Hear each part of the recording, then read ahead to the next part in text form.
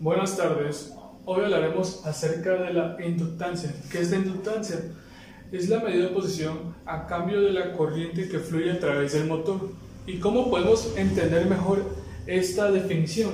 Bueno, aquí tenemos un circuito, el cual tiene una fuente que pues ya sabemos que es dirigida por el voltaje o también dicha de una forma diferencial de potencial, el cual se distribuyen las cargas a través de esta forma, ¿no? Por lo que genera una corriente que esta llega al inductor. ¿Qué es el inductor? Es un almacenamiento de energía que crea campo eléctrico. ¿Cómo? Al entrar la carga de la corriente en este lado, va generando en cada vuelta que oscila un campo magnético, el cual podemos ver a lo largo del inductor, pues se manifiesta un campo magnético. Aquí se resalta a lo largo de ¿no? Por lo tanto, al generarse ese campo magnético va a haber variaciones debido a que va a ir de menos a más, incrementando por el tiempo, que es un factor fundamental. Lo cual, entonces, al haber variaciones del campo magnético, esto crea un voltaje inducido del sistema. Y por lo tanto, si hay un voltaje inducido, existe una corriente inducida, que le llamaremos IF.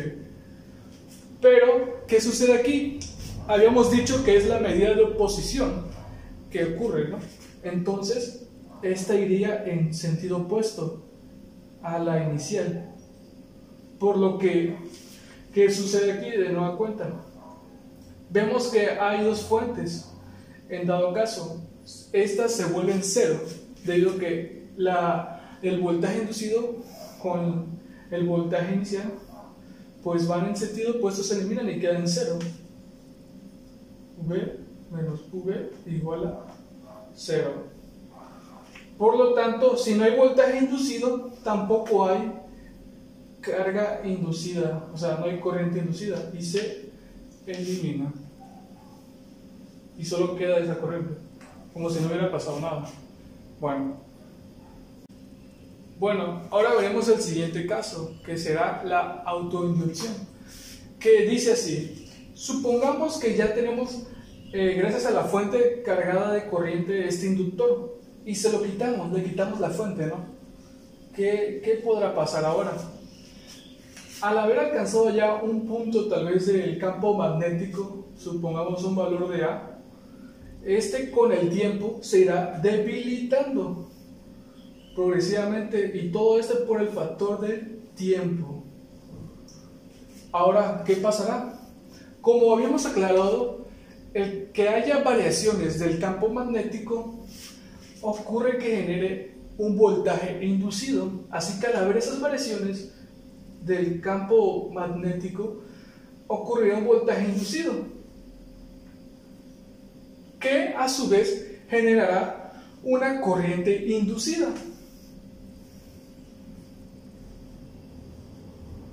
Y por lo tanto, estos valores serían positivos. ¿Por qué? Porque ya quitamos el valor de la fuente, que como lo hemos aclarado en un principio, era la que se oponía, digamos, a estas digamos, magnitudes, ¿no? Por lo tanto, tanto el voltaje como el corriente serán positivos. Y así es como se genera este campo magnético, todo a través por la variación que ocurre durante el tiempo que se prolonga. Ahora hablaremos sobre el modelo matemático de la inductancia, cómo es que surge. Y bueno, dice que la inductancia es igual al número de vueltas o espiras que multiplica la razón de ser del flujo del campo magnético respecto a la corriente. Para que exista este campo magnético debe circular la corriente a través del inductor para que haya un flujo. Por lo tanto, pues aquí se determina, ¿no? ¿Qué tenemos aquí? Número de vueltas, la dependiente de flujo y de corriente, y tenemos que su unidad de medida es el Henry o Henry, que es por 10 a la menos 6. Ok.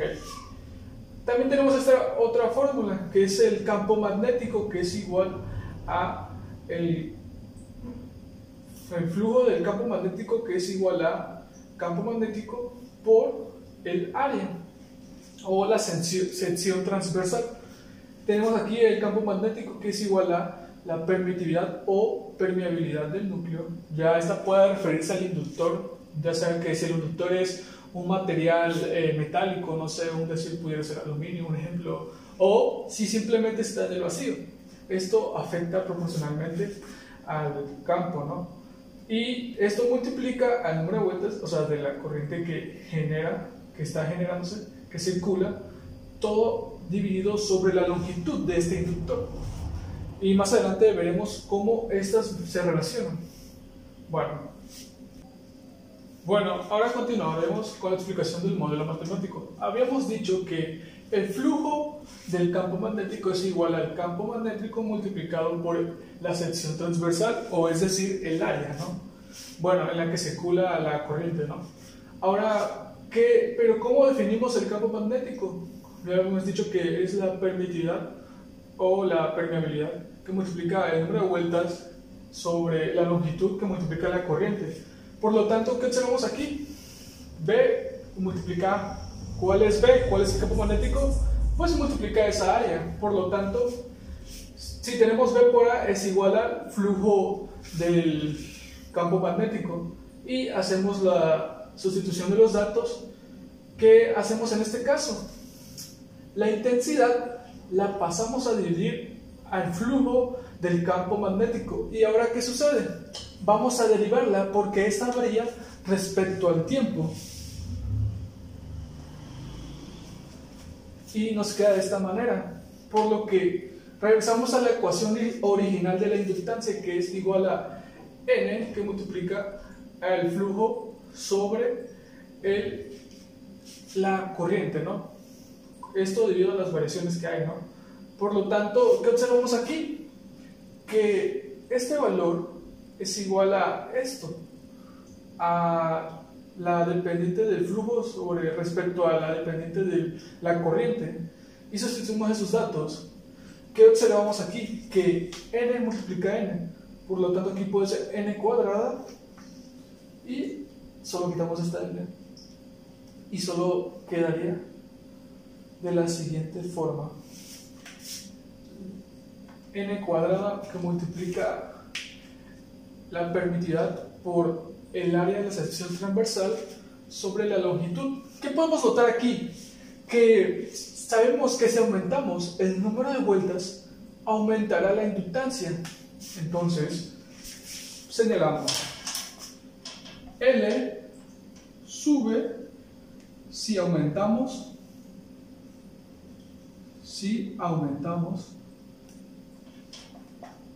n cuadrada. Ok, ¿qué más? La inductancia sube, se incrementa si aumentamos un material que favorezca a la inducción, ¿no? Sí. ¿Y qué más? También la inducción será mayor si tenemos un área mayor en la sección transversal. L es mayor si el área es mayor. ¿Qué más? L también aumentará, o sea, la inductancia es mayor si la longitud es menor. Eso incrementa más energía, ¿no?